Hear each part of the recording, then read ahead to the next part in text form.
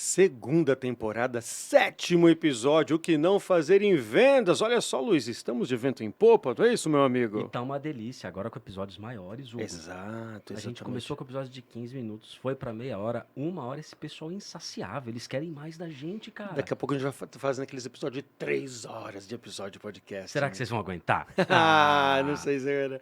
Olha só, muito bem-vinda, muito bem-vindo, que não fazer em venda, segunda temporada aqui na Vesa TV. Você que nos acompanha aqui na Vesa TV, todas as terças-feiras, às 21h30, o episódio inédito da semana, depois todos os dias, em algum horário diferente, tem reprise aqui do Que Não Fazer em Vendas na Vesa TV. E é claro que você consegue nos acompanhar no canal de YouTube da Vesa TV. Todos os episódios também da primeira temporada estão lá disponíveis. E falando em disponíveis para conversar, Luiz Schmidt, onde se encontra Luiz Schmidt nesse mundo das redes sociais? Olha só, pelo Instagram, você me acha lá, Luiz Schmidt, o Schmidt é um pouco difícil, mas tá escrito aqui, o Vitão vai colocar na tela. Então você me encontra no Instagram, no LinkedIn eu tô também, e no TikTok não fazendo dancinha, porque nem só de dancinha vive o homem. Você pode postar conteúdo sem precisar fazer e chega longe. É isso aí, é isso aí. Eu sou Hugo Santos, Hugo palestrando nas redes sociais. Tá aí o meu principal perfil para esses assuntos de marketing, vendas e conversacional. Você me acha mais no LinkedIn, mas no Instagram estarei lá disponível também para a gente conversar. Importante, tá? Chame a gente nas redes sociais para mandar suas perguntas, para sugerir temas. Inclusive, como é que é a questão de caixinhas de perguntas às quintas-feiras, Luiz Comezi? Quinta-feira no Instagram tem caixinha de pergunta. Eu quero que você mande pergunta para sua pergunta aparecer aqui. Então, quer participar? Manda lá. Quinta-feira tá no meu Instagram, caixinha de pergunta. É isso aí. E olha só, claro, né, essa extensão de conteúdo, de tempo de conteúdo aqui na Vesa TV vem muito em função da qualidade do conteúdo, da qualidade dos nossos entrevistados. Sim, segunda temporada com entrevistados, como a gente vai apresentar aqui para vocês. Então, você, empresa interessada em patrocinar o Que Não Fazer em Vendas, faça contato com a gente. Nossos modelos de patrocínio estão no ar e muito em breve começaremos a anunciar os nossos patrocinadores deste distinto programa. Não é isso, Luiz? E olha só, hoje o tema é um tema que a gente já começou a falar sobre isso. Verdade. Mas hoje a gente trouxe um especialista. Total. E aí a gente vai falar, talvez, sabe aquela sopa de letrinha que eu costumo dizer que, é uma sopa... Hoje você vai nadar de braçada em letrinhas e números aqui, porque a gente vai falar com quem está no dia a dia, fazendo gestão de crescimento, fazendo gestão desses dados, desses KPIs e todos esses nomezinhos diferentes que hoje você vai aprender com a gente aqui. Posso apresentar? Por favor, estou ansioso por isso, Luiz. Você que é da Vesa TV, talvez você já tenha visto esse rosto bonito aqui. Estamos com o Maicon Tunelli. Maicon Tunelli é fundador e CEO da NeoHack, mas também é gestor de crescimento e mentor. Ele tem várias turmas de mentoria que teve lançamento feito aqui também pela Vesa TV. Em um programa nós já estivemos juntos, né, Maicon? Verdade, Luiz. Então tá um sucesso absoluto, que as turmas de mentoria, ele vai falar um pouco sobre isso também. Então, Maicon, é um prazer enorme ter você aqui. Obrigado pela oportunidade, obrigado por estar aqui com a gente, parabéns pela tua jornada e vamos começar esse papo. Por favor, se apresente para o nosso público. Você já me apresentou, eu quero agradecer o convite, vai ser muito legal estar com vocês aqui, falar de vendas é algo que a gente faz todo dia, né? E faz todo dia também.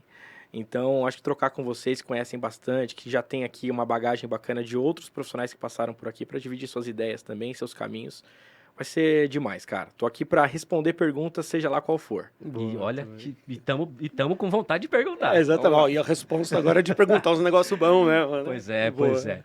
Olha só, o tema daqui, hoje a gente vai falar sobre dados. Ou seja, quando a gente vai falar de vendas, muitas vezes começa na questão empírica. Quando você pega o nosso público, que são diretores, são gestores de pequenas empresas, médias empresas, muitos deles acham que venda é só talento. Mas a gente precisa falar sobre gestão de dados, gestão da informação, gestão desses números e KPIs. O que eu queria entender com você? Uma primeira pergunta para quem não faz nenhum tipo de gestão, não tem a sua gestão orientada a dados, por onde essa pessoa pode começar? Caramba, Luiz, que pergunta difícil já pra gente começar. Aqui é assim, mano. Cara, começar uma jornada orientada a dados, gente, não é simples, mas também não precisa ser complexo. Eu acho que a gente precisa encontrar o meio do caminho, né? Qual que é um erro, Luiz, que eu falo que é bastante comum da gente encontrar em vendas? É o cara ter a melhor plataforma contratada e continuar com a estratégia de merda. Continuar com um tático ruim, né? Então, a gente precisa começar a entender, primeiro, onde a gente está e aonde a gente quer chegar. Vendas, como vocês sabem melhor do que eu, é uma ciência, né? Sim. Quando a gente começa a entender o que a gente está fazendo no nosso dia a dia para ter aquele determinado resultado, a gente começa a entender o que pode ser repetido e melhorado. E se eu não tenho dado, e aí não vou falar qualquer dado, tá, Luiz? É o dado que importa. Eu não consigo melhorar o meu processo. Então, o que eu daria de dica para quem não tem absolutamente nada, né? O que importa neste momento na sua jornada comercial? Quais são as etapas desse funilzão que você está estruturando que são importantes serem mensurados? Começa a mensurar isso, nem que seja no Excel da vida, cara. Porque muitas vezes o Excel resolve boa parte do nosso problema. Não precisa ser uma super plataforma. Sim. Mas, de novo, cara, antes de começar, entender qual é o nosso cenário, que dificuldades que a gente tem hoje de mensuração, de estruturação, de organização. Muitas vezes a empresa não tem um CRM, não tem plataformas básicas para a gente poder fazer um trabalho de melhoria olhando para dados. Então, entender esse cenário e falar assim, poxa, baseado naquilo que a gente quer fazer de número, baseado naquilo que a gente quer alcançar de crescimento e resultado, o que eu preciso fazer agora? Qual o próximo passo que eu preciso dar? Então, é uma resposta que genérica fica difícil de dar. Sim. A gente precisaria analisar caso a caso. A resposta mais honesta para a sua pergunta é entender que a gente precisa começar a mensurar esse troço de alguma maneira, né? E começar pelo básico, pelo mínimo que é importante, seria o primeiro passo, nem que seja dentro de um Excel da vida. Isso já vai resolver boa parte do problema. Boa. Aí agora eu vou fazer uma pergunta retórica, porque o tema principal do nosso episódio, ele é cultura de gestão, cultura de dados, né? Para que eu queira introduzir essa gestão de dados, para que isso vire uma cultura, e aí você, quando faz a gestão do crescimento, um dos seus pilares é fazer com que isso seja perene dentro da empresa. Como é que eu consigo fazer para que isso se torne cultura? Porque começa, e aí eu dou um exemplo particular aqui, tá? O chato do Excel. Eu sou o chatinho do Excel. E começa o chatinho do Excel ali, fazendo uma medição ali, fazendo uma medição, até que as pessoas entendam que aquilo não é só chatice, é uma coisa que tem que ser feita. Como que a gente faz para isso virar cultura? Essa é mais fácil de responder, Luiz. Foi facilitando. Aliviou. Vamos lá, né? Tirou a atenção já da primeira pergunta também. Cara, o que a gente observa, e aí eu vou usar muito de fundo o que acontece nos nossos clientes. Uma parcela importante dos clientes que começam um trabalho com a gente não tem ainda na cultura da empresa o growth difundido, gestão de crescimento difundido, KPIs bem difundido. E o que a gente faz? Cara, vamos começar devagar. E eu quero que você sinta o primeiro resultado usando o mínimo de dados que a gente tem. Então, a gente ataca ali lugares que a gente, obviamente, já conhece, já domina, que moram informações importantes estratégicas para o negócio e toma as primeiras decisões usando esse dado. Uma vez que o dono da empresa, o principal líder e principalmente ali as pessoas que estão tocando esse comercial, as áreas de marketing, as áreas de negócio, né, produto, marketing e vendas, sentem o poder que tem a gente tomar a decisão com dado, o primeiro resultado, ele desencadeia um clique na cabeça dessa galera. Fala, poxa, isso daqui precisa virar prática da empresa. Até se tornar cultura, Luiz, isso é um grande desafio, né? Porque cultura significa que está realmente impregnado naquele DNA. Mas a partir do momento, Hugo, que essas pessoas começam a perceber que aquela informação, olhando para dados, foi gerada para que aquele resultado aparecesse, mesmo que ele seja muito pequeno, ele fugiu da média, ele fugiu daquele protocolo padrão, eu já começo a me interessar e fazer mais por isso. Então, o que eu tento buscar num primeiro projeto, para quem nunca trabalhou com dados? Entregar rápido o primeiro resultado. Concordo. Mesmo que ele seja pequeno. Concordo. Quando a pessoa tem contato com isso, tudo começa a mudar, Luiz. Aí eu começo a fazer um trabalho de vamos transformar isso, vamos colocar isso dentro do DNA da empresa, vamos transformar isso em cultura. Que aí é um trabalho mais de médio e longo prazo.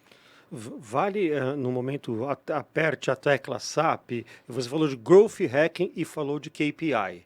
Vale um conceito rápido do que você traz, Growth Hacking. Sem romantismo. Sem romantismo. Cara, conceito básico de growth é você entender que crescer é um objetivo da sua empresa. Então, a partir desse momento, growth pode ser interessante para você. E por que growth pode ser interessante para você? Que na prática, growth, o profissional de growth, ele vai ser alguém que vai olhar para o objetivo, para o crescimento como a sua principal meta. Então, uma vez que eu quero crescer, que a minha empresa tem o seu objetivo crescer, growth passa a ser interessante. E por que ele é muito inteligente para sua gestão, porque ele vai se apropriar do dado para tomar as decisões. A gente vai buscar o que a gente chama de ROI desproporcional, e tudo que a gente fizer tem 2 grandes objetivos, né? Encontrar o que a gente chama de alavanca de crescimento, aquilo que vai projetar o seu crescimento para outro patamar e que possa ser mensurável para eu poder melhorar e repetir isso, preferencialmente repetir, Hugo. Então a gente fala que uma alavanca promissora não é aquela alavanca que eu encontrei em um determinado mês e eu vou esperar a próxima sazonalidade para poder alavancar. É aquela que eu consigo reproduzir mês a mês. É aquela que, poxa, isso aqui tem potencial de ser reproduzido todos os meses, todos os dias e ainda ser melhorada. É isso que a gente procura no nosso dia a dia. O final do dia, o que eu quero é melhorar algum indicador de crescimento do negócio, independente de qual KPI seja esse. Legal. Independente se ele seja na área de marketing, comercial, produto ou do negócio como um todo.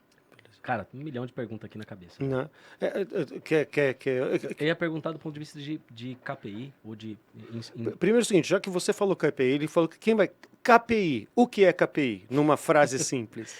Cara, KPI é um indicador que mostra que nós estamos indo para o caminho certo e, obviamente, um indicador que é importante para o negócio, seja lá qual for o departamento, qual for a área. Então, um KPI é um indicador que mostra para mim algum resultado que é importante de eu mensurar na empresa. Né? Então, existe uma confusão entre KPI e QR, né? Muitas vezes, o que é um QR, o que é um KPI? Cara, vamos tentar facilitar a vida dessas pessoas que estão ouvindo isso pela primeira vez. É um indicador. KPI é um indicador. Pode ser faturamento, pode ser receita, pode ser custo, pode ser taxa de conversão. Qual é ou quais são os KPIs mais importantes do seu negócio? Começa do macro para o micro. Hoje, assim, eu tenho uma missão, cara, de tentar facilitar essa linguagem. Porque realmente a gente se apropria muito dessa linguagem americana e a gente dificulta o entendimento das pessoas. KPI é um indicador. É um indicador-chave para você chegar em algum resultado que você espera. Mensurar isso é importante para você entender se o seu barco, a sua nave, o seu avião está indo para o lugar certo. Boa. E aqui tem uma questão, antes de você trazer, que eu acho muito interessante, Michael, que é assim, eu vejo que existe muito difundida nas empresas a cultura e a ciência da axologia. Não, eu acho que tem que ser desse jeito. Eu acho que estamos perdendo aqui. Eu acho que estamos ganhando lá. O que a gente está falando aqui é que a cultura e a ciência da axologia está com os dias contados. Tem que estar com os dias contados nas organizações. É isso mesmo? Sabe por que ela existe nas empresas, Hugo? Que é muito fácil achar as coisas. Caminhar do jeito certo dá trabalho, cara. Dói. Eu preciso sair da zona de conforto. Não é mais você me pergunta e eu respondo. Calma aí, antes de responder, vamos olhar para o dado. Mas peraí, o dado foi coletado? Putz, não sei. O dado foi organizado? Putz, não sei. O dado tá fácil da gente visitar? Putz, não sei. Aí você começa a entender o trabalho que isso dá. Então, na dúvida, eu acho que. Né? Na dúvida, eu sinto que. Você sabe que a axologia, normalmente, ela é fundamentada. Sim. Tem lá o Armando do financeiro que ele tem certeza sobre essas questões. Faço isso há 30 anos, né? Nossa, mas sempre foi assim. Essa planilha está aqui, mas a fórmula está errada. Não tá. Eu fecho o meu balancete trimestral a cada, né? E não... Ah, é? Não, mas já tentamos medir lucratividade desse jeito aí, não deu certo, porque a gente não chegou em conclusão nenhuma, então... Esses dados a gente não consegue fazer não tirar nenhuma informação dele, mas traz ele para mim, deixa eu fazer uma tabela dinâmica que seja para... não tem. Sério mesmo? Você nunca fez? E aí entra na axologia. Axologia, terrível, né? Você tem mais alguma que eu tô com a lista aqui? Por favor, pode não, mas começar é que eu fugi da pergunta do Hugo. Eu respondi outra coisa para você, né? Não, KPI, legal, você trouxe a questão dos indicadores, né? E eu acho que é isso, né? É o que a gente fala. E quando a gente olha para a cultura do axologista, hein? Não, acho que assim, né? O quanto a gente deve se esforçar. Vou melhorar isso. O quanto a gente deve desconfiar na nossa empresa que está imperando a cultura da axologia e começar a se preocupar com isso. Putz, eu vou dar uma resposta totalmente simples para isso. É difícil você mudar a cabeça, mas o resultado vai mostrar que você tem que mudar. Boa. Quase sempre é isso. Tá bom. Quando a sua empresa começa a entrar numa rota flat de faturamento, quando você começa a ver que seu lucro começou a reduzir demais, suas vendas em volume começaram a cair, que os seus concorrentes começaram a te incomodar como não te incomodavam antes, você vai começar a se incomodar. E aí, naturalmente, a gente vai começar a falar de gestão, a gente vai começar a falar de processo, a gente vai começar a falar de cultura, a gente vai começar a falar de estratégia. Não tem jeito. Então, infelizmente, Hugo, eu estou no mercado já há alguns anos, posso te falar isso com certa tranquilidade. Não é arrogância, cara. Assim como na vida pessoal, na profissional, a gente também aprende na base do medo, na base da pancada. Não é pelo amor, não é, poxa, vamos evitar este problema. Cara, eu tenho um caso recente de um cliente meu, onde claramente ele estava... Eu falo que tem uma frase importante, né, na vida de um growth hacker, na vida de quem está trabalhando em gestão de crescimento. Assim, ó, negligenciar o crescimento ou crescer com negligência pode ser extremamente perigoso para o seu negócio. Sim. Ambos os cenários. Ou eu estou negligenciando o fato de que eu preciso crescer, ou eu estou crescendo de maneira desorganizada, né, de maneira desestruturada. E foi o que aconteceu num cliente nosso, um cliente de mentoria, inclusive. Então, eu apontei ali o que estava acontecendo por trás daquela gestão, os pontos fracos e frágeis daquele negócio, onde acentuar o crescimento só iria piorar. Porque quando eu começo a crescer, Luiz, tem um fenômeno que acontece. Você começa a mostrar as vulnerabilidades da sua empresa. Tudo que é pequeno se torna grande. Aquele problema que eu conseguia lidar quando eu faturo 100 mil por mês é diferente quando eu faturo 1,5 milhão por mês. Então as coisas começam a se acentuar. Se você não trata disso, que é o que a gente chama de crescimento estruturado, você pode correr um grande risco de perder o seu negócio, mesmo que ele esteja crescendo. Opa. Porque você não está cuidando desse crescimento. Então, esses fenômenos de mudança nas empresas, normalmente, Hugo, eles acontecem quando a gente está sofrendo. Cara, eu preciso fazer esse negócio mudar de rota. Do jeito que está aqui, não vai funcionar. E aí, a gente no forceps vai fazer as coisas acontecerem de um jeito diferente. Não tem outro caminho. Legal. Indo nessa linha, é uma pergunta, na verdade são duas que elas se concatenam. A primeira é, quando você vai fazer uma consultoria em uma empresa, qual é o primeiro indicador, ou seja, o primeiro lugar que você fala assim, vamos começar por aqui, que nem um médico, né? Ele dá logo uma pancadinha, logo no... Tá doendo aqui, você fala, é aí, então já imaginei. Onde é o primeiro lugar que você pinça ali e se há diferença entre um pequeno, um médio e um grande? Tá. Existem dois cenários distintos aqui, tá, Luiz? Então, o cenário de quem está crescendo, que é um cenário bem reduzido no Brasil, e ele quer só acentuar, quer acelerar esse crescimento, ou pelo menos entender o que está fazendo esse crescimento acontecer e melhorar isso no médio e longo prazo. Uma parcela pequena, mas existe, e eu vou deixá-la de lado para responder sua pergunta, tá? Porque a grande maioria são empresas que não estão mais crescendo. Aconteceu alguma coisa que não funcionou. E aí eu tenho uma pergunta muito simbólica que eu faço, algumas, tá? Mas eu vou citar aqui as mais simbólicas, Luiz, que assim, Anota aí, gente, anota aí. são boas perguntas. Primeiro você vai olhar para o seu passado recente da empresa. Passado recente de 3 anos, 2 anos para trás. E você vai me perguntar assim, ó. Em algum momento do meu ano, eu tive algum pico de crescimento? E aí o pico faturei acentuosamente, faturei acima da média, vendi num volume maior, meu ticket médio foi melhor, mais interessante. Aí a gente já começa a pegar a questão da fragilidade dos dados. Muita gente não tem esse histórico para poder analisar com propriedade, o que é uma pena. Então, já se organize para que esses dados existam no seu negócio, porque são perguntas básicas, cara. Pô, faturamento, ticket médio, são coisas muito pequenas para a gente falar, puxa, isso eu não tenho. Não, tem que ter. Isso é uma obrigação hoje em dia. Então, a primeira pergunta é essa. A segunda pergunta é, qual é o seu produto carro-chefe, aquele que arrasta a venda, aquele que vende em maior volume e vende em maior facilidade, com menor objeção, e para qual público? Essas 3 perguntas, por incrível que pareça, Luiz, todas elas têm uma resposta parecida, que é não sei exatamente. Putz. Não sei exatamente... Eu sei que eu cresci em determinado mês, mas eu não sei o que fez eu crescer mais determinado mês. Eu acho que foi um evento que eu fiz. Eu acho que foi um influenciador que eu contratei. Eu acho que foi um vendedor novo que eu contratei. Eu acho que foi o líder de vendas que eu trouxe. Aí eu vou perguntar, qual é o produto que eu mais vendo? Puxa, Michael, a gente nunca fez essa análise. Mas eu acho que... Eu acho que... Isso é muita e o terceiro? astrologia, cara. E o cliente? Quem é o cliente que compra de você com maior facilidade? Isso é uma treta, né? Cara, ICP, que é para mim, uma das bases de crescimento mais importantes, ela é pouquíssimo visitado esse, vou chamar de indicador também, Tá. o ICP, quem é esse cara? Pela maioria das empresas, cara. E é muito legal, né, que desde os primeiros episódios aqui do que não Fazer em Vendas, a gente fala de ICP. Para você que está vendo a gente ali, é perfil de cliente ideal, né? Qual é o perfil de cliente? Você pode ter mais de um perfil, mas não pode ter 50 perfis diferentes, né? Qual é o perfil, os perfis de clientes que, se você tivesse 2, 3 vezes esse perfil de cliente, seria lindo para você e para sua empresa. Esse é o ICP, como a gente fala, né? E para deixar mais palatável ainda, de novo, na nossa rota aí de tentar facilitar essa comunicação. O que é o ICP na prática, cara? O ICP na prática é o seu cliente ou que aparece em maior volume na sua base, aquele perfil de cliente que aparece em maior volume, ou aquele perfil de cliente que traz o melhor ticket, ou aquele cliente que traz para você a menor objeção em comprar, Isso. ou, preferencialmente, tudo isso somado a uma coisa chamada LTV. Esse perfil que traz para você, ao longo de um período, a maior receita possível. Aí você vai falar assim, Maicon, como que eu encontro uma informação dessa sem dados? Impossível. Exatamente. Impossível. Não encontra. E essa é uma informação, Luiz, a gente falou um pouquinho disso aquele dia que a gente esteve junto, uma das mais importantes e mais estratégicas de um negócio hoje em dia, principalmente se você quer crescer. Então a gente já está falando aqui da importância do dado.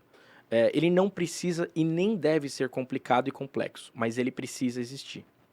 E aí tem diferença entre a pequena empresa que não cresceu, e aí o que eu preciso olhar, e a média e grande empresa, tem diferença de...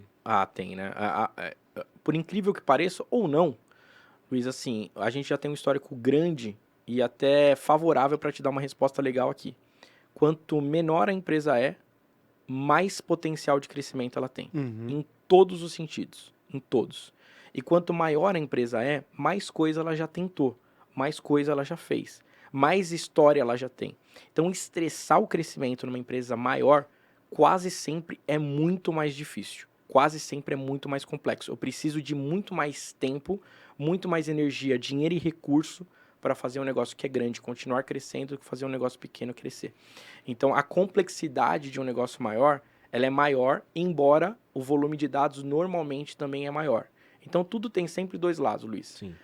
Hoje, é mais fácil, simples e rápido fazer um negócio pequeno e médio crescer do que fazer um negócio grande e continuar crescendo. E aí, você, na última vez que a gente teve aqui, eu até citei isso no outro episódio, você falou uma coisa que me marcou. O vendedor, para ele preencher o CRM, aquele dado tem que ter importância, tem que ser medido, porque senão ele não vê necessidade de preencher aquilo, né? E aí, quando você fala dos dados, isso faz todo sentido. Quando vai se medir um dado, aquele dado tem que ser importante. Então, quando o vendedor entende isso, acaba sendo preenchido. No dia a dia, você vê isso na prática, por exemplo, quando você começa a fazer uma medição, o time se engajar também para gerar aquele dado, armazenar aquele dado, documentar aquele dado, quando isso em cima está sendo medido, isso é assim na prática? E vou além, Luiz. É perfeito a sua afirmação. E isso funciona melhor quando o vendedor é beneficiado por conta desse dado. Então, ele não está sendo armazenado só a título de visualização e de balanço no final do mês. Ele está sendo armazenado para que eu volte com você com alguma informação estratégica ou com alguma decisão que vai fazer você vender mais ou melhor. Quando o vendedor se sente beneficiado por algo que ele está preenchendo no CRM, a ponto disso voltar para ele como um resultado, como algum resultado, as coisas tendem a funcionar muito melhor. Perguntinha de 1 milhão, posso? Por favor, por favor. Cara, como é que eu encontro uma alavanca de crescimento? Nossa. É na rua? É na rua? Sim, você é uma loja de ferramentas. Dá para comprar uma lista de alavancas?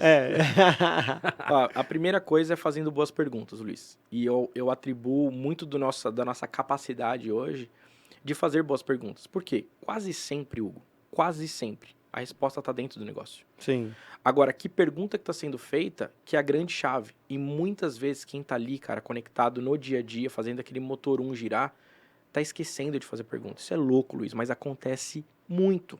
Eu tô completamente conectado com o resultado que eu preciso trazer. E estou tão conectado a ponto de me envolver no operacional e não ter mais nenhum tempo de qualidade para pensar no estratégico. E o que é pensar estratégico, Luiz? É fazer pergunta, cara. É fazer pergunta. O que nos trouxe até aqui? O que vai fazer a gente mudar de resultado? O que a gente está deixando para trás? Quais são as rupturas da nossa operação e do nosso processo? Então, fazer boas perguntas é o primeiro caminho para você começar a encontrar alavanca. Então, eu citei aqui 3 lugares, 3 perguntas que a gente faz no processo de assessment que a gente tem quando a gente começa um trabalho de projeto de crescimento ou de growth, que você pode fazer no seu negócio. Quais foram os momentos da sua história que você teve crescimento acima da média? Encontrar esta resposta pode ser também encontrar uma alavanca, ou uma provável alavanca. Isso que fez eu vender mais pode ser reproduzido? E eu vou dar algumas respostas hipotéticas prováveis. Legal. Cara, o que fez a gente vender aqui mais acima da média foi um evento que a gente fez. Pô, esse evento acontece mais vezes em outros lugares com outro nome, que eu poderia ou não participar. Isso aí. Eu posso ser dono desse evento? Maicon, o que fez eu vender acima da média aqui foi um produto que a gente lançou com um preço um pouco menor. Pô, posso reproduzir isso de novo? Agora, uma vez, Luiz, que eu faço esse tipo de pergunta e eu não tenho essa resposta, isso é um problema. Porque eu vou ter que testar muita coisa que você pode ser que já tenha testado, mas você nunca mensurou. Sim. Então você perdeu a chance de ter documentado potenciais alavancas para explorar no próximo mês, no mês seguinte. E aí pode ser o cliente, o processo, o líder de vendas, o líder de marketing, a estratégia de marketing, o que foi colocado como mensagem, o canal que foi testado, o pricing do produto. Tem muita variável aí que pode ser uma potencial alavanca. Elas se escondem e residem, Luiz, em vários lugares da empresa. Na gestão, na cultura, no processo, no cliente, no produto, na estratégia de marketing, no canal. Eu consigo procurar alavanca em um monte de lugar. Agora, por onde eu vou começar? Vamos começar pelo básico. São 3 perguntas básicas que eu fiz aqui. O que fez você vender mais? Essa é a primeira pergunta que você tem que fazer. Que produto você mais vende? Por que você mais vende esse produto? E para quem você mais vende? 3 potenciais alavancas aqui. Quando combinadas, cara, o poder de escala que isso pode ter no seu negócio, ou de escalonamento, né? Porque escala virou agora moda, todo mundo tem que escalar um negócio. Enfim, alguns mitos também que giram em torno de growth, e, né, que estão hypados aí, que a gente tem que tomar cuidado. Mas o que a gente pode encontrar em cima de 3 perguntas simples de negócio, que hoje eu não sei responder. Isso por si só tem que trazer para você um sentimento de, poxa, a gente tem muita coisa para fazer aqui ainda que a gente não está fazendo. Não responder ou responder com pouca qualidade essas perguntas é um lugar que tem que fazer você se mobilizar e melhorar. Tem que fazer. Boa. Sabe que lá nos idos de 2002, 2003, quando eu comecei a me envolver, não antes até, a gente tinha uma máxima de administração que falava assim, que o gestor gasta mais tempo procurando a informação do que fazendo alguma coisa com ela. Não é? Cara, perfeito. Não é? Porque os sistemas são tão complicados, são tão difíceis de você apurar dados, de você chegar a um registro consistente. Você gasta tanto tempo para chegar naquele relatório, para especificar. Quando chega, cara, você já não tem tempo de olhar. Isso é um drama. Acabou o mês, né? Acabou, entendeu? Esse é um drama de gestão. E hoje, assim, hoje a gente já fala de cultura orientada a dados, data-driven e tudo mais. A gente sabe que tem muito empresário que toma com dificuldade de tirar um relatório assertivo de faturamento no sistema dele. Isso é uma bolha, Hugo. A gente fala sobre isso, mas isso não está acontecendo. Não é? Assim, tá longe de acontecer nas empresas. Longe, longe. É bonito de falar, né? Nós somos um negócio data-driven. Cara, mas na prática é muito ego, é pouco dado, é muita velocidade para tomar decisão. Cara, você acabou de dar um exemplo maravilhoso. É isso, cara. Você gasta tanto tempo procurando a informação que quando você tem ela na mão já passou o time de você usar. Exato. Isso acontece demais, demais, Hugo. E hoje eu ainda vejo que a gente luta, por exemplo, com o dado sendo a tua salvação para você tomar decisões, teu tempo de reação aos problemas mais ágil. Acho que se o primeiro passo sendo isso, né, você tendo essa habilidade a partir dos dados de reagir mais rápido ao problema, já levanta as mãos para os céus. Começa por aí, né? Começa por aí e aqui, Hugo, cabe uma reflexão até nossa. Uma coisa que eu tenho observado muito, Luiz, é assim, ó, ter o dado e estudar o dado não é difícil. Ok. Agir sobre o dado é difícil pra caralho. E aí a gente começa a entender que o problema das empresas não é a falta de dado. O problema das empresas é o poder de ação. Sim, senhor. É o que eu faço com a informação. Sabe Sim, por quê? Muitas vezes, Hugo e Luiz, ainda que eu tenha o dado, o poder suprime o dado. Ok. É verdade. Foda-se o dado, nós vamos fazer desse jeito aqui. Aham. Ou não deu tempo de ter isso aqui. Não estou convencido de que esse dado é consistente. Exatamente. E aí vambora, entendeu? E aí manda quem tem poder e aí acabou, cara. Você estraga todo o potencial, toda uma cultura que pode ser extremamente favorecida por conta de poder. Isso acontece bastante. O poder não é o poder de ação, é o poder da posição. Da posição. Eu mando, mas a minha empresa tem pouco poder, pouca capacidade de agir. Isso eu vejo demais, cara. A letargia, a dificuldade de agir sobre o dado é muito grande. Isso entra também aquele que achou que respondeu, mas não respondeu? Uma vez ele estudou o dado, mas estudou o dado errado. Ele estruturou um funil de vendas, mas ele não estruturou o funil de vendas. Ele estudou o que estava lá na página e não estruturou. E aí ele acha que respondeu. Aí quando você chega, ele está convencido de uma coisa absolutamente errada. Você pega isso no dia a dia? Pego muito e Luiz, mais do que isso, cara, uma coisa que acontece também é esse líder começar a ficar preso no dashboard. Ele só estuda o dado, ele olha o dado, mas ele não tem um horário reservado para transformar aquela informação em estratégia para a companhia. Ele não tem isso. Então, ele passa a ficar expert em traduzir dashboard. Mas peraí, cara, você não está transformando isso em estratégia, você não está transformando isso em ação. Esse seria somente o capítulo 1, né? Tem diversas outras coisas que depois de traduzir o dashboard você vai conseguir atuar, né? O número tá uma delícia, mas na expedição não tem nada para sair para os clientes. Eu tenho um amigo meu que fala que uma ação mal feita é melhor que um planejamento bem feito. E em vendas, a gente precisa pensar muito disso, cara. Porque, a gente tem que planejar, Luiz, mas a gente tem que agir também. Sim. E muitas vezes, principalmente no cenário de hoje, a gente vai errar, cara. Tem uma frase que eu fiz num artigo que eu escrevi recente, que eu digo o seguinte: o mundo não é mais sobre acertar algo. O mundo é sobre consertar. Boa. Então, na dúvida, faz. E arruma no caminho. Adorei essa. Verdade. É isso, cara. Adorei isso. O José Salib Neto, né, ele fala que, como é que é? As empresas falham não por fazer as coisas certas durante... Como é que é? Não por fazer coisas erradas, mas por fazer as coisas certas do mesmo jeito por muito tempo, né? É isso aí. O Salibão é maravilhoso. Ele é demais. Ele é muito bom. Inclusive, eu repostei isso faz pouco tempo no meu Instagram. Ele teve num podcast, inclusive recentemente falou sobre isso. Mas tem uma coisa que me chamou a atenção, e a gente já passou aqui, mas eu vou um pouco ali no princípio da tua fala, que do ponto de vista de consultoria me chamou muita atenção, porque eu achei que eu estava doido, e aí você falando, eu talvez não esteja tão doido assim. Uma coisa que você falou, nós entramos na consultoria e começamos a atuar no cliente, e uma das coisas que a gente faz é pegar alguma coisa simples e dar um resultado em curto espaço de tempo. E isso traz para o cliente uma sensação de que estamos no caminho certo.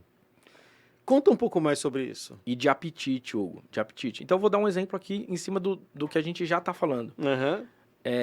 Normalmente, o cliente, por mais capenga que seja, ele tem uma base de clientes ali minimamente estruturada. Qual o primeiro trabalho que eu dou para o meu time? Estudar essa base. Tirar insight dessa base e criar pequenos experimentos ou no marketing ou na área comercial. Quase sempre é bingo, Hugo. É isso aí. Quase sempre é bingo. E aí, quando o cara vê que eu fiz uma ação rápida, pequena, usando um dado ridículo... Sim, porque estava na cara dele. Na cara. Só que, de novo, nunca foi visitado, nunca foi perguntado sobre esse dado. E aí eu pego, extraio uma informação estratégica e crio um experimento para a gente botar para rodar. Trouxe resultado? Acabou. A coisa começa a mudar de figura. Excelente. Sabe o que acontece? Tanto eu como o Luiz, nós somos consultores, né? Ultimamente eu tenho me dedicado aí também a formar houses de marketing dentro de empresas de tecnologia. Peguei um foco, um nicho lá. E uma das coisas que a gente faz, né, é justamente isso. Tem uma brincadeira que eu faço que rola logo na segunda sessão com o cliente, que fala assim, abra sua caixa dos desejos. E aí ele vai começar, não, a agência não fez isso, não fez aquilo, o fulano não fez isso, não fez aquilo. Eu pego 3, 4 coisas, que são coisas simples de serem feitas, coloco numa sprint de desenvolvimento, em 1 semana, 2 semanas, o cara tem aquilo pronto, aquele resultado alcançado, e uma coisa que você trouxe, apetite do empresário, da empresária, fala assim, agora chegou uma galera aqui que sabe fazer o negócio. Tem um monte de outras coisas que precisam ser feitas, mais estruturais, e que você ganha tempo de fazê-las quando você traz logo no começo essa sensação para o cliente. Eu percebi muito isso. O cliente, não, essa galera do Hugo aqui, ó, manja demais de marketing. Não, tem um negócio aqui que eu tinha pedido para os caras, nunca ninguém tinha feito. Agora, aqui, ó, 15 dias o negócio está pronto. Você chega com planejamento depois, e experimentos e canja de galinha não faz mal a ninguém, certo? Com outros experimentos a serem feitos, esse empresário olha para você, não, Você manja do negócio, você já me entregou uns resultados aqui, então pode fazer esses negócios que Você tem um pouco mais de carta branca. Aí, você tem. Faz sentido? Faz total sentido, cara. Total sentido.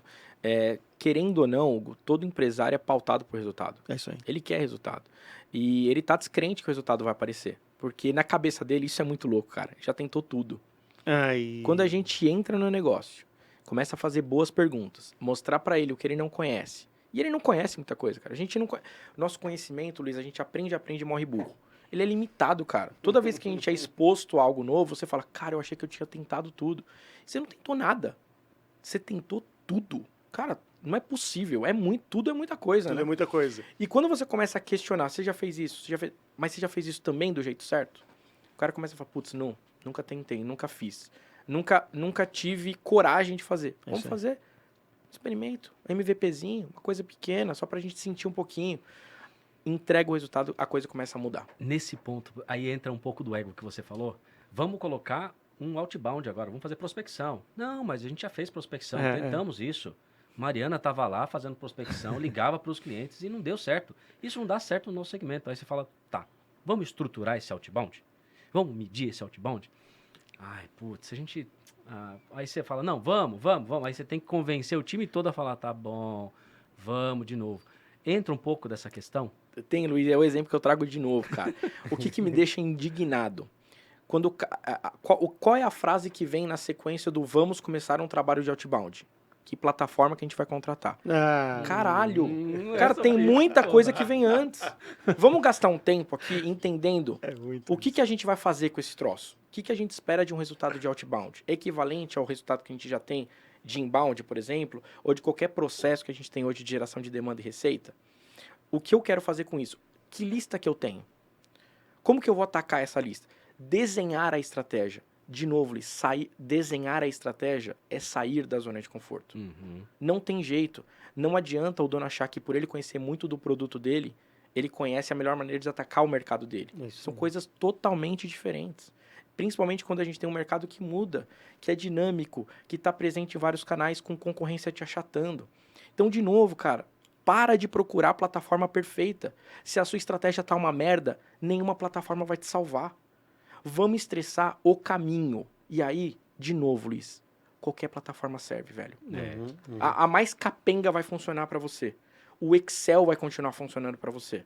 E ele funciona muito bem, desde que eu saiba o que eu estou fazendo. Desde que eu esteja protocolando aquilo que faz sentido. Desde que eu esteja armazenando dado que eu vou revisitar para transformar em estratégia. Pergunta se a empresa está fazendo isso. Por quê? A estratégia é tirar ele da zona de conforto. É reunir o time onde parece que eu não estou tendo qualidade nessa conversa. Onde parece que a gente não vai levar esse assunto para lugar nenhum. Então, cara, esses são os erros que a gente comete. Parece uma coisa óbvia que a gente está falando aqui. Mas, Luiz, é isso que acontece no dia a dia, cara. Passa 2 dias, o cara vai lá, você saiu, falou, vamos fazer isso? Vamos, beleza? Volta daqui 2 dias pra gente trocar uma ideia. O cara comprou uma lista ruim. Isso. A SDR, que nem era SDR, foi colocada ali para testar, fez 250 ligações, só tomou não, e falou assim, nossa, esse negócio que você falou não deu certo. Não fez um toque no cliente. Uma chamadinha. Não me atendeu. Na segunda tomou um xingo, na terceira não atendeu, e aí ela fala, não quero ligar mais não. É claro que não. Você vai só dando porrada para ela tomar. Vamos estruturar um negócio melhor para ela fazer isso de uma maneira estruturada, estratégica e tal. Vou dar um insight para nossa audiência. Boa. Insight prático. Pode falar aqui, ó, caderno na mão, gente. Insight prático. A gente tem um histórico de um cliente, foi muito interessante o que aconteceu, porque foi natural de um determinado profissional e que a gente jogou para dentro do playbook depois que a gente validou. Mas, de novo, aí um cliente já começou a ter maturidade, mais dado, informação e tudo mais. Cara, a gente tinha um processo de outbound onde a gente tinha uma dificuldade muito grande de tracionar a boca de funil, que é essa primeira calling de aquecimento e tal. Então, agora eu vou falar um pouco mais técnico, né? Boa. Aí vocês vão me ajudando aqui também, né? Não, por favor. E aí, cara, em determinado momento, de novo, deep dive nos dados, estudando, estressando aquele número para a gente tentar encontrar qual seria ou poderia ser um fator de sucesso, a gente viu uma SDR despontando. Muito acima da média, assim. Ela conseguia avançar no funil algumas vezes mais do que a maioria. Não vou lembrar o dado de cabeça aqui, então não vou falar. Mas muito acima da média. Cara, o que está acontecendo? Vamos tentar entender. Abrimos o CRM dela. Cara, enquanto a média de tentativa de primeira calling de todos os SDR estava em 6, ela insistia onde a média dela estava batendo 23 tentativas até o cliente atender ela. Olha isso. 23. E isso trazia para ela um grau de evolução dentro do funil gigantesco. O que a gente fez? Pegou um outro SDR e falou assim, tenta mais vezes. Insiste mais nesse cliente. Ao invés da gente acreditar que ele simplesmente não quer te atender. É falta de insistência. E aconteceu, cara. Aconteceu que para aquele ICP, para aquele produto, para aquele lugar que a gente estava fazendo o trabalho de outbound começar a acontecer, a gente precisava insistir um pouquinho mais. Então hoje a gente contrata o SDR já falando para ele, cara, para você conseguir falar com o cliente, você vai ter que ligar para ele pelo menos umas 20 vezes, para conseguir falar com o cliente. E aí eu trouxe para minha vida, Hugo. E aconteceu comigo também. O meu gerente de banco tentando, por meses, me vender uma linha de investimentos. E eu não atendi o cara. Tava ocupado com outra coisa. E esse desgraçado não cansou de me ligar até o dia que eu atendi ele. E ele me colocou numa linha de investimento incrível. Mas eu precisei parar onde eu falei assim, putz, Hugo, vai, o que você quer falar pra mim? Fala que eu te escuto. Vai, fala aí. E o cara me trouxe uma informação super rica, valiosa, para aquilo que eu tava realmente precisando, um dinheiro que tava ocioso. Cara, incrível.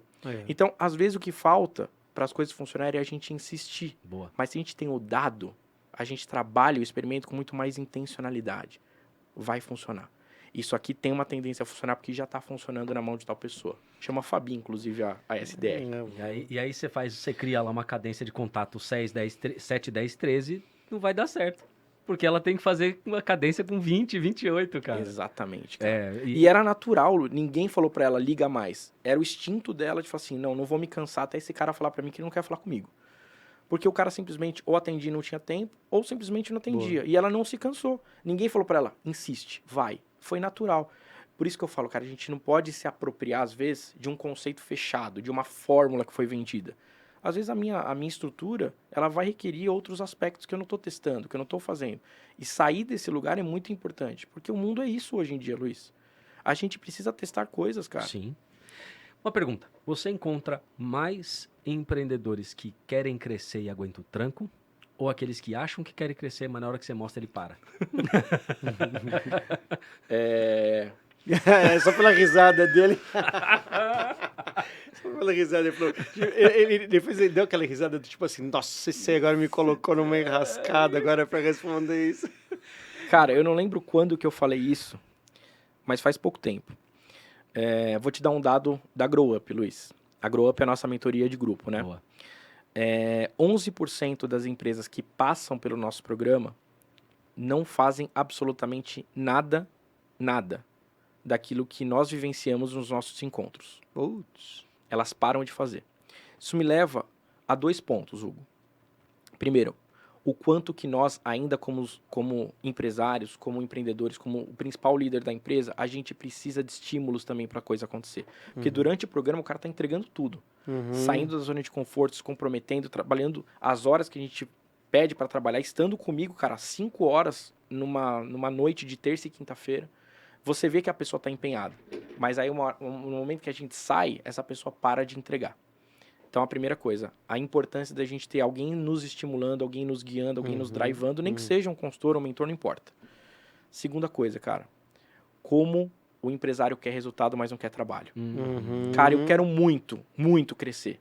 Mas se eu tiver que trabalhar diferente, se eu tiver que trabalhar mais, se eu tiver que colocar dinheiro, se eu tiver que ter mais recurso, estrutura, eu não sei se eu quero jogar esse jogo. Cara, sinto muito. Mágica não rola. Mágica não vai rolar. Me veio aqui um pensamento, né? E acontece, né? É raro, mas acontece com frequência.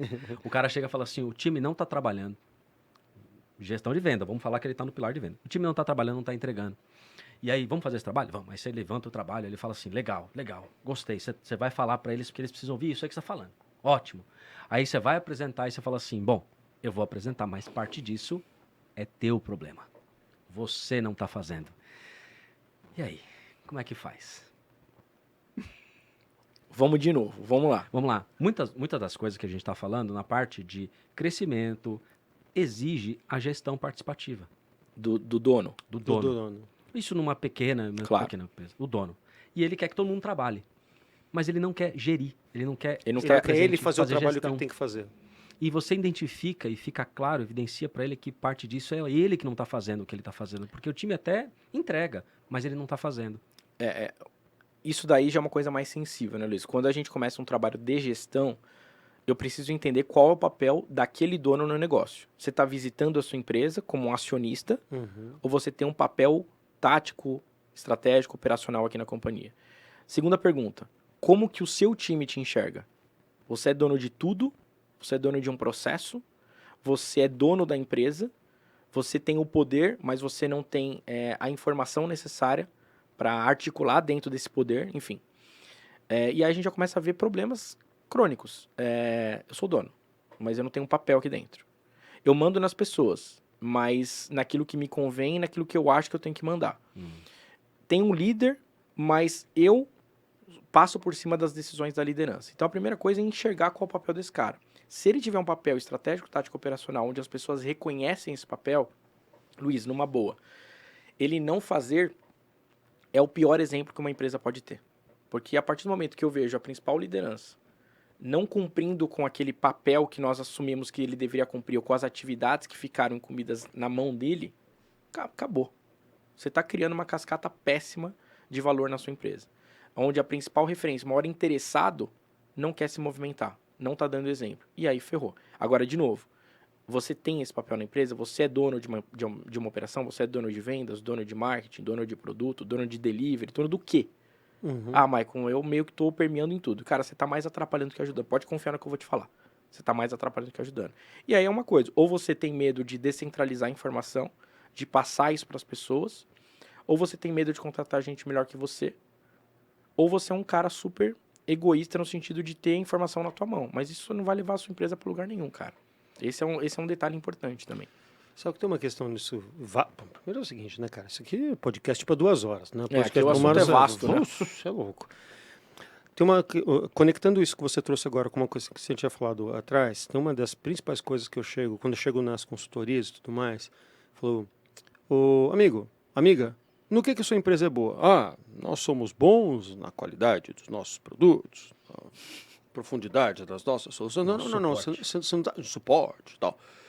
Não. O que o seu cliente diz que onde você é realmente, onde você e sua empresa são realmente boas? Peraí, vocês não perguntam para o seu cliente onde... E aí vamos trazer de uma forma mais técnica, né? Você não pergunta para o seu cliente onde a sua empresa efetivamente gera valor para ele? Não, tem uma pesquisa aqui.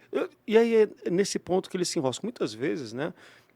A gente vê empresários e empresários querendo que a gente resolva do ponto de vista de vendas e marketing a empresa dele, mas ele não tem a empresa resolvida do ponto de vista de produto, do ponto de vista de solução. E aí, nesse sentido, eu te pergunto, se esse cenário é comum para você também, Muito. legal? Já te respondo bate pronto. Beleza. Muito. E como você, do ponto de vista de dados, começa a orientar essa empresa, ou começa a organizar esse radar para dar um aceita que dói menos na empresa? Como é que você olha por isso? De novo, Hugo, fazendo muitas provocações, fazendo alguns questionamentos. E o que você falou, primeiro, respondendo a sua primeira parte da pergunta, é muito comum. Olha só. As empresas não conhecem os seus clientes, isso é um fato. Tá? Muitas por medo de perguntar. Boa. E outras, que é o pior, por achar que já sabe a resposta. Não, Michael, tô 30 anos, a gente sabe que é isso. E ela surpreende muito, sabe por quê? O cliente dela mudou. É isso. O mercado dela mudou. O que é muito comum também, Hugo? Às vezes a gente vai fazer pesquisa para avaliar produto. Né? E aí aquilo que o empreendedor, o dono falou que era a principal característica do produto, o cliente dele nem usa, nem sabe que tem. É isso aí. Puta, nem sabia. Isso aí pra gente é nada. A gente compra por outro motivo. Cara, que momento que você investiu numa melhoria de produto sem perguntar pro cara que já tá te trazendo receita? Olha o nível... De novo, né? Vamos colocar o Steve Jobs aqui na mesa também, né? Talvez perguntar demais faça com que você não tenha produto nenhum. Mas, uma vez que você já tem o usuário do iPhone, como você está usando esse troço? O que é bom, o que funciona, o que não funciona? Você usa e-mail no celular? Né? A gente precisa entender esse cenário para a gente poder fazer a adoção de melhoria, porque a melhoria que eu estou propondo é para algum objetivo. Eu quero melhorar o LTV, eu quero melhorar a experiência desse cliente para que ele continue comigo por mais tempo, para que ele me indique mais e melhor. Então, esses são alguns aspectos. As provocações, é assim, ó, se o seu produto é tão bom quanto você diz que é, por que você não é o líder do mercado? Uhum. E quase sempre, Hugo, não é o líder do mercado que tem o melhor produto. Já reparou isso? Sim. Quase sempre, o melhor do mercado é o cara que tem a distribuição mais qualificada. É o cara que é mais aguerrido em vendas. É o cara que é mais aguerrido em marketing. Então, no final do dia, não ganha quem tem o melhor produto. Ganha quem sabe trabalhar melhor o mercado. Uhum. Então, entre ter um puta produto bom e ter um go-to-market bom, eu te digo o seguinte, tem um produto médio Uhum. e faz uma boa estratégia de mercado, uma boa estratégia de penetração, de canal, de distribuição, de approach, de abordagem. Outro mito em vendas, aí eu vou perguntar para vocês, vou inverter o papel aqui. Boa. Ixi. Qual a principal demanda que chega pra gente depois que o cara começa a avaliar, entender o comportamento do funil dele? Maicon, a gente já sabe que a nossa taxa de conversão é 10%. O que a gente precisa agora é aumentar o volume de leads. Pensei que era só com a gente. Não, assim, ó. O Hugo, olha só, precisamos de um treinamento de técnica de fechamento aqui, que nossa turma está muito ruim de fechamento. Eles não são agressivos. Eles não são agressivos o suficiente na taxa de fechamento. Então a gente precisa de um treinamento de técnicas de negociação e fechamento. A gente chega lá, velho, o último problema dele é fechamento. Ele tem problema de qualificação, ele tem problema de ICP, ele tem problema de desenvolvimento de valor. Tem um monte de problema ao longo da jornada de venda deles. O último problema de fechamento, né, Luiz? Exatamente, exatamente. Tem um termômetro, principalmente para vendas B2B, que eu acho que vocês são grandes especialistas, né? É assim, ó. Você pega a calling inicial do seu consultor, do seu SDR, do seu BDR, não importa quem. Ele tá falando mais tempo que o cliente, é uma coisa errada. Exatamente. Esse é um termômetro, é uma temperatura de calling que você pega rápido. Se você tá fazendo pouca pergunta e falando mais que o cliente, você inverteu completamente a jornada do seu negócio. É isso aí. Onde você deveria mais conhecer esse cara para gerar insight para o seu funil, para sua jornada, você tá empurrando coisa para ele no momento errado. O cara tá acabando de te conhecer. Você tem a obrigação de entender qual o momento dele, qual o desafio dele, qual a dor que ele tem, se ele Exato. sente essa dor, se ele precisa resolver agora, quanto que ele topa pagar por isso, se ele já está resolvendo paliativamente, se ele já tem essa nossa solução parecida sendo implementada dentro da empresa por um outro fornecedor. Eu não entendo nada disso e estou empurrando esse cara dentro do meu funil. Cara, vai chegar lá no fim, vai estar uma Você porcaria. não tem o que fazer por ele. Não funciona, entendeu? Outro dia eu tava fazendo uma consultoria falando com um monte de... Eram moças, né? Só meninas que atendem. Comissárias de bordo. Turu. Aí eu falei pra elas, falei, olha só, como vocês atendem? A maioria é só WhatsApp. Eu falei, perfeito. O que diferencia vocês de um chatbot? Aí elas, como assim? Eu falei, tá, vocês estão fazendo perguntas. O cliente responde. É só no WhatsApp. Por que eu não troco vocês tudo e coloco um chatbot pra não precisar pagar vocês?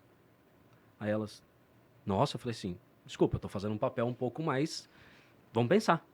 Aí elas, vocês chamam ele pra fazer uma call? Vamos falar? Vocês não fazem visita, mas vocês chamam o cara? Não. Começa a chamar. Segunda semana. Todas as semanas elas têm batido meta. Fazendo o quê? Olha Perguntando pro cliente, é por aqui que a gente segue ou você quer que vá para um outro lugar? Não, por aqui. Vou te mandar um áudio então. Então ela trouxe uma proximidade que o cara quer falar via WhatsApp. Não. Me faz o seguinte, vamos fazer uma reunião para eu entender melhor. Legal, eu trouxe a pessoalidade para o negócio, trouxe a experiência e vou fazer isso. Segundo ponto que eu coloquei pergunta. Estamos aqui no final do processo. A meta delas era o produto vendia 3 meses, a gente trouxe o ciclo para 15 dias. Como que a gente trouxe o ciclo para 15 dias? Eu coloquei pergunta... De 6 para 15? De 3 meses Ah, para de 3 15 dias. Como que a gente trouxe para 15 dias? Cara, chega no final da segunda semana, a gente já está conversando. Olha só, eu tenho essa condição é por este tempo. Faz sentido para a gente seguir agora ou deixo para falar com você na semana que vem? Trouxe mais uma pergunta. Bingo. Tô batendo meta toda semana. Mas por quê? Cara, eu coloquei pergunta no começo, ofereci desvios desse padrão para não ser automático, para trazer um pouco de pessoalidade. Porque senão, cara, por que eu não automatizo esse negócio? Aí a inclusão das perguntas dentro desse processo, entendeu? E tem outra coisa legal aqui, Luiz. Assim, ó, é um conceito para refletir também quando a gente está falando de coaching de vendas, quando a gente está falando de melhoria de processo, enfim, performance, né? É mais difícil chamar a atenção do cliente do que vender o seu produto para ele. O tempo que esse cara vai te dar antes de você oferecer qualquer solução para ele é mais difícil do que você vender a sua solução. Por isso que eu falo, cara, que essa jornada de boca de funil, de aquecimento, né, dentro do nosso protocolo, a gente fala que é a jornada de aquecimento e aquisição, é a jornada mais valiosa do seu processo de vendas. É aonde você vai vender para o cliente antes dele comprar de você. que você está chamando a atenção dele para aquilo que você tem, para aquilo que você é, mas principalmente para o quanto você se preocupa com o momento desse cara. Da onde eu tô tirando ele para onde eu vou levar? É aqui, é nesse processo. Lá na frente, cara, é negociação, é ajuste, é alinhamento. Agora, esse processo de encantamento, onde eu tô mais te ouvindo, tô fazendo pergunta que ninguém fez, tô realmente preocupando com você, e se for necessário, a gente encerra o circuito aqui, porque vai fazer sentido pra gente não evoluir, o cara fala, puta que pariu, o cara gastou 1 hora comigo pra falar que ele não vai vender nada pra mim. Você já conquistou esse cara. Isso aí. Principalmente se você entregou valor pra esse cara nesse momento. Vou trazer uma analogia aqui que eu sempre gosto. É engraçada, mas vocês vão ver que faz sentido. A gente está falando de vendas, e vendas, uma grande maioria, está muito mais brincando de batata quente, quando na verdade deveria ser uma corrida de saco. Lembra da corrida de saco? Eu e você, nós dois juntos, pezinho no saco, estamos pulando até o final. Se cair, cai os dois. Então, quando eu estou trabalhando em você com vendas, estamos nós dois juntos aqui nesta jornada. E eu vou te ajudando a conduzir. Tenho mais experiência na corrida de saco, vou pulando até chegar no final. Mas se a gente cair, eu também me comprometo a estar junto com você. Mas hoje tem muito vendedor que ele está muito mais na batata quente. Quanto custa? Custa tanto. Mas peraí, você não perguntou para mim como que é ajustado? Me faz pergunta. Não é só entregar preço. Tem muito vendedor perdendo venda por ser ansioso em entregar preço. Faz sentido? Quanto que é o terno, Luiz? Cara, depende. Você vai casar? É uma festa? Você vai palestrar? Pra onde você vai? Você vai usar no dia a dia? É pra uma ocasião meio que, putz, eu preciso estar dentro do padrão? É importante, alto nível? Cara, você vai dar o preço. Ó, nós temos aqui blazers de 0 a 1 milhão de reais. Não adianta você falar isso pro cara. Primeiro você tem que perguntar, qual é o seu lugar? Qual é o seu destino? Pra eu poder saber se eu vou te levar pra lá e como eu vou te levar pra lá. Boa. Sem essa pergunta, cara, esquece. Isso é universal, Luiz. Eu queria mais, hein? Acabou? Tá igual potinho de Nutella. Ô, tô falando, cara. Puxa Tem que ser vida. 2 horas. Próximo temporada, 3 horas de podcast. Senão não dá certo. Meu amigo. Olha só, não, realmente e é muito legal quando a gente fala de coisas que a gente ama, que é coisas que a gente está apaixonado por isso, é um grande barato, né? Por isso que o tempo passa rápido. Passa rápido. Mesmo. E tem uma pergunta que a gente faz mais ao final aqui, que no final das contas é o tema do nosso podcast. Se você tivesse que falar o que não fazer em vendas, o que você falaria, que dica você daria? Vou repetir o que eu já falei aqui, cara. O que não fazer em vendas? Sair contratando plataforma antes de definir a estratégia. Boa. Antes de entender o processo. Isso tudo é muito importante para você, inclusive, contratar a plataforma correta. Maravilha. Perfeito. Maravilha. Considerações finais? Cara, Michael, muito obrigado mesmo. Sabe, pra gente é uma felicidade gravar conteúdo, só que nessa segunda temporada que a gente está trazendo os entrevistados, pra gente tem um prazer imenso, porque conhecimento só vale quando a gente distribui, né? E ter você aqui realmente abrilhantou aqui no nosso podcast. Obrigado pelo teu tempo, viu, meu amigo? Eu que agradeço o convite, obrigado. Queria ficar mais, confesso. Foi rápido, delícia, passou rápido mesmo. Passou bem rápido. Espero ter contribuído aí de alguma maneira, trazido pelo menos um insight, aquela fagulha, Luiz, para as coisas começarem a mudar na empresa, porque acreditem, cara, dentro do nosso negócio reside muita oportunidade. Sim. A gente precisa saber fazer pergunta, saber onde a gente quer chegar e saber que para chegar lá a gente vai precisar sair da zona de conforto. Não tem outro caminho, cara. Não tem. Obrigado de verdade, Eu Luiz. que agradeço, Michael. Obrigado pela oportunidade de você estar aqui, de trazer esse conteúdo, pelo conteúdo que você trouxe, que foi riquíssimo, e pelo tempo também. Então, obrigado mesmo por você estar aqui. Quem sabe numa próxima a gente traz um novo assunto. Justo. É um prazer gigante ter você E eu aqui. queria poder Valeu. perguntar mais para vocês também. Olha só, vamos pegar fazer programa outra para você perguntar também, a gente ferver, mas aqui que é lógico, né? Como a gente está num programa agora de entrevista, a gente privilegia o entrevistado, né? Perfeito. Mas vamos fazer uma aí pra gente Vamos, vai ser botar legal. o caldeirão para E se você que está assistindo gostou, vai na nossa rede e fala assim, gostei mais daquele tema, quero mais. Então a gente quer também ouvir você, fazer perguntas para você, e você faça perguntas pra gente. É isso aí. É isso Hugão, aí. obrigado mais uma vez, tamo junto. Mas a gente que agradece. E olha só, para você que está na Vesa TV, muito obrigado pela sua participação, muito obrigado pela sua presença. Vesa TV, ABCcom, muito obrigado, Michael, mais uma vez pela presença aqui.